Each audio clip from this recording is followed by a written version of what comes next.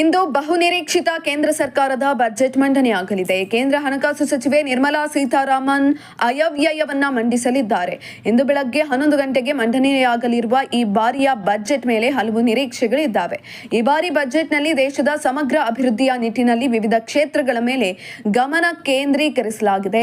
ಕೇಂದ್ರ ಬಜೆಟ್ ಮಂಡನೆಗೂ ಮುನ್ನ 16ನೇ ಹಣಕಾಸು ಆಯೋಗದ ವರದಿಯನ್ನ ಸದನದ ಮುಂದೆ ಮಂಡಿಸಲಾಗುತ್ತಿದೆ. ಇದರಲ್ಲಿ ರಾಜ್ಯಗಳ ಪಾಲು ಏನು ಎನ್ನುವುದು ತಿಳಿದು ಬರಲಿದೆ. ಇನ್ನು ಕರ್ನಾಟಕ ರಾಜ್ಯಕ್ಕೆ ತೆರಿಗೆ ಪಾಲು ಕಡಿಮೆ ದೊರೆಯುತ್ತಿದೆ ಎಂದು ಆರೋಪ ಪದೇ ಪದೇ ಕೇಳಿ ಬರ್ತಾ ಇದೆ. ಹಾಗಾಗಿ ಈ ಹಣಕಾಸು ಆಯೋಗದ ವರದಿಯಲ್ಲಿ ಏನಿರಲಿದೆ ಎಂಬ ಕುತೂಹಲ ಹೆಚ್ಚಾಗಿದೆ.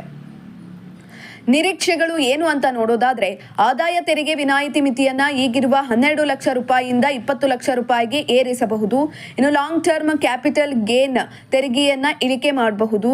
ವಿವಾಹಿತ ದಂಪತಿಗಳಿಗೆ ಜಂಟಿ ತೆರಿಗೆ ವ್ಯವಸ್ಥೆಯನ್ನ ಜಾರಿಗೊಳಿಸಬಹುದು. ಇದರಿಂದ ದಂಪತಿಗಳಿಗೆ ವಾರ್ಷಿಕ 24 ಲಕ್ಷ ರೂಪಾಯಿವರೆಗೂ ಕೂಡ ತೆರಿಗೆ ವಿನಾಯಿತಿ ಸಿಗುತ್ತೆ. ಇನ್ನು ವಾರ್ಷಿಕ 30 ಲಕ್ಷ ರೂಪಾಯಿಗಿಂತ ಹೆಚ್ಚಿನ ಆದಾಯಕ್ಕೆ ಶೇಕಡಾ 30ರಷ್ಟು ತೆರಿಗೆಯನ್ನ ವಿಧಿಸಬಹುದು.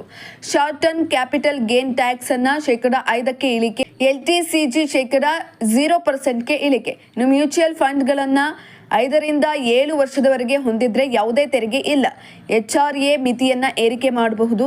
ಇನ್ನು ಗೃಹ ಸಾಲದ ಬಡ್ಡಿ ಮೇಲಿನ ತೆರಿಗೆ ವಿನಾಯಿತಿ ಮಿತಿಯನ್ನ 2 ಲಕ್ಷ ರೂಪಾಯಿಗೆ ಹೆಚ್ಚಳ ಮಾಡಬಹುದು ಅನ್ನುವಂಥ ನಿರೀಕ್ಷೆಗಳನ್ನ ಈಗಾಗಲೇ ಇಟ್ಕೊಳ್ಳಲಾಗಿದೆ. ಇಂತಹ ಇನ್ನಷ್ಟು ವಿಡಿಯೋಗಳಿಗಾಗಿ ಲೈಕ್ ಮಾಡಿ, ಫಾಲೋ ಮಾಡಿ, ಶೇರ್ ಮಾಡಿ.